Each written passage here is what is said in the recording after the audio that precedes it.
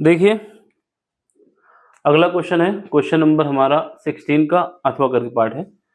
वही sample question paper जो 2025 के लिए राजस्थान बोर्ड ने दिया है।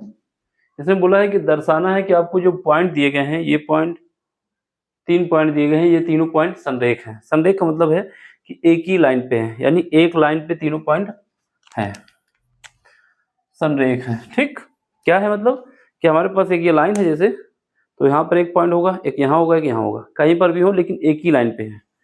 ठीक है, अगर ये एक ही लाइन पे है इसका मतलब क्या होगा, इनका जो डायरेक्शन रेशियो होगा वो समान आना चाहिए। क्या आना चाहिए, डायरेक्शन रेशियो इक्वल आना चाहिए। तो हमारे पास बस इतना सा कॉन्सेप्ट है कि अगर ये दो लाइन एक दूसरे पे संरेख हैं तो इनका डायरेक्शन रेशियो सेम आना चाहिए। जैसे सॉल्यूशन देखो, इसका आंसर कह सकते हो। सबसे पहले हम लाइन बना लेते हैं। हमारे पास ये लाइन है, इसमें एक पॉइंट हमारा ए है,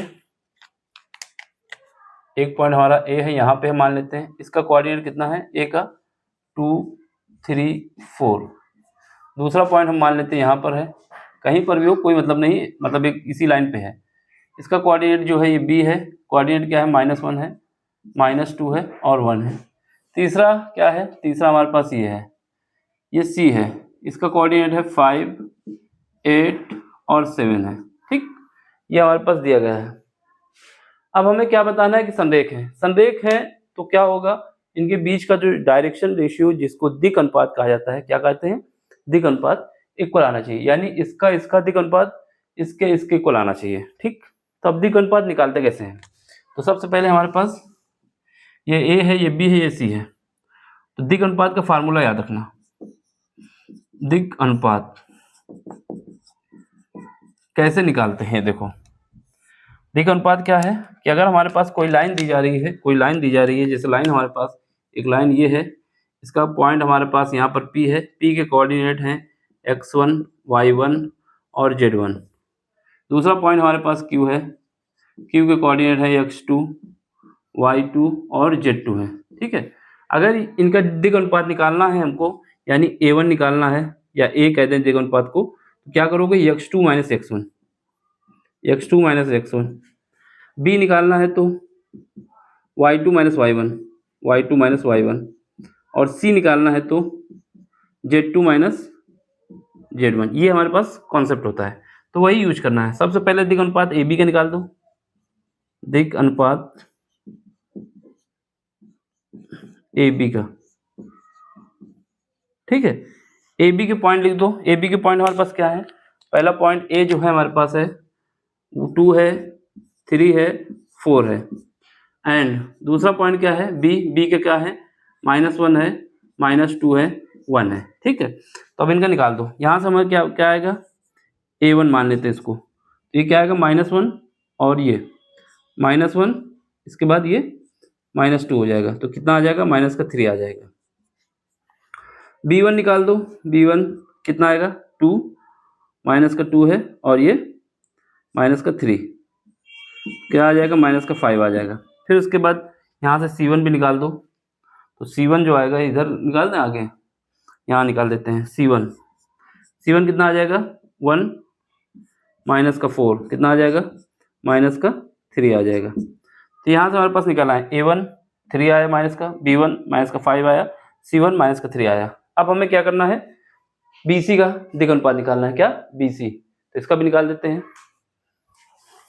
तो यहाँ से हम कह सकते हैं, क्या कह सकते हो कि a1 जो आया है हमारे पास, कॉमा b1 जो आया है, और c1 जो आया है, इसको एक ब्रैकेट में लिख देते हैं। क्या आया है, a1 आया है -3 आया है, b1 आया -5 आया है, और c1 क्या आया है, -3 आया है। ठीक है, अब सुनो, अब दिक् अनुपात निकाल दो।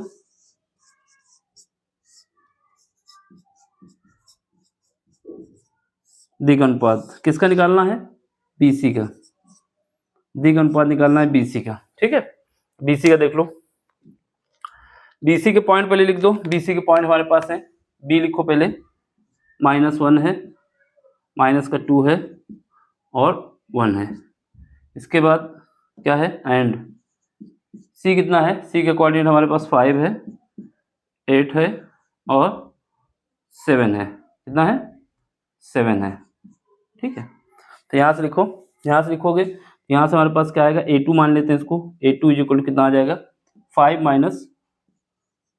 माइनस इसको करोगे तो माइनस 1 से प्लस हो जाएगा, तो ये 6 आ जाएगा, ठीक। फिर इसके बाद ये करो, B2 इज इक्वल टू 8, ये माइनस करोगे तो प्लस का 2 हो जाएगा, कितना आ जाएगा, 10 आ जाएगा। फिर उसके बाद इसको निकाल लो, C2 निकालो, कितना आएगा, 7 माइनस 1 बराबर आ जाएगा 6।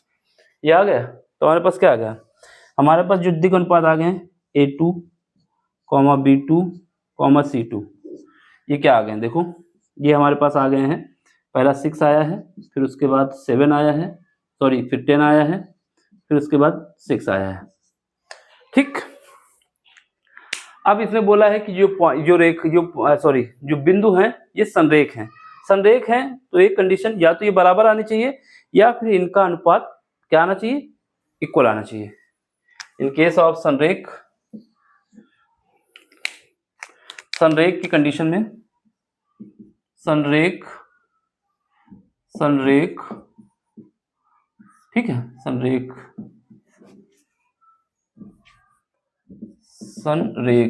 अगर ये संरेख बिंदु हैं तब क्या होना चाहिए, तो A1 divide by A2 is equal to B1 divide by B2 is equal to C1 divide by C2।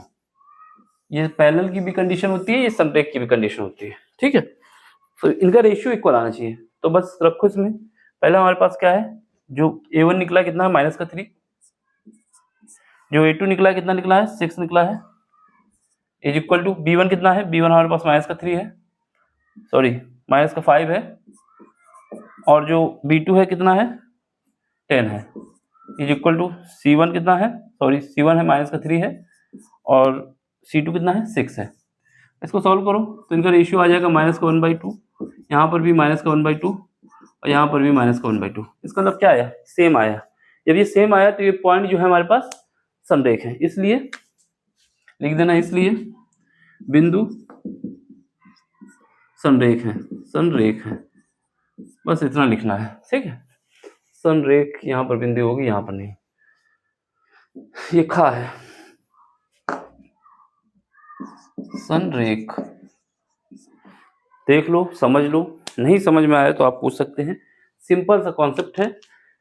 क्या कंडीशन है, अगर हमारे पास बिंदु दर्शाए गए संरेख हैं तो इनका डायरेक्शन रेशियो का अनुपात या फिर डायरेक्शन रेशियो इक्वल आने चाहिए। अगर इक्वल आते हैं या अनुपात इक्वल आता है तो उस केस में ये संरेख की कंडीशन है। तो वही हमने दिखा दिया, एक बात। दूसरी बात, अगर आपको ट्रायंगल वाला फार्मूला याद है कि अगर ये बिंदु संरेख हैं, संरेख का मतलब एक लाइन पे है, तो कभी भी इनसे ट्रायंगल नहीं बनेगा। तो हमारे पास जो एरिया का फार्मूला होगा उसका लगा के उसको यूज करके डिटरमिनेंट के रूप में आएगा, उसको सॉल्व कर लेंगे, ठीक। तो उससे भी निकल के आ जाएगा कि एरिया हमारा 0 आ रहा है। अगर एरिया 0 आ रहा है तो इसका मतलब ये पॉइंट कभी भी संरेख नहीं हो सकते। क्यों नहीं हो सकते, अगर त्रिभुज का एरिया, ट्रायंगल का एरिया 0 आता है तो इसका मतलब क्या है, ये एक ही लाइन पे है, ठीक है। इससे कोई भी ट्रायंगल नहीं बनेगा। जब कोई ट्रायंगल नहीं बनेगा तो उसका एरिया कहाँ से आएगा। देखिए, अगर आपको समझ में आ रहा मेरा पढ़ाया हुआ तो आप लाइक शेयर सब्सक्राइब कर दें। इससे क्या होगा कि आपका सपोर्ट हमको मिलेगा कि आपने हमको सपोर्ट किया है कि जो हम काम कर रहे हैं ये आपको पसंद आ रहा है। दूसरी बात, इससे क्या होगा, इस काम को हम आगे कंटिन्यू करते रहेंगे, क्योंकि सपोर्ट के बिना कोई काम हो नहीं पाता। तो आपको सपोर्ट करना है, लाइक करना है, शेयर करना है, सब्सक्राइब करना है, और इसके अलावा कुछ नहीं करना है। और कोई भी क्वेश्चन हो, कैसा भी क्वेश्चन हो, कभी भी किसी भी टाइम आप हमको कमेंट्स में करके पूछ सकते हैं। हम उसका सोल्यूशन जितना जल्दी हो सकेगा उतना जल्दी करेंगे, ठीक है। मिलते हैं अगले लेक्चर में। Thank you for watching.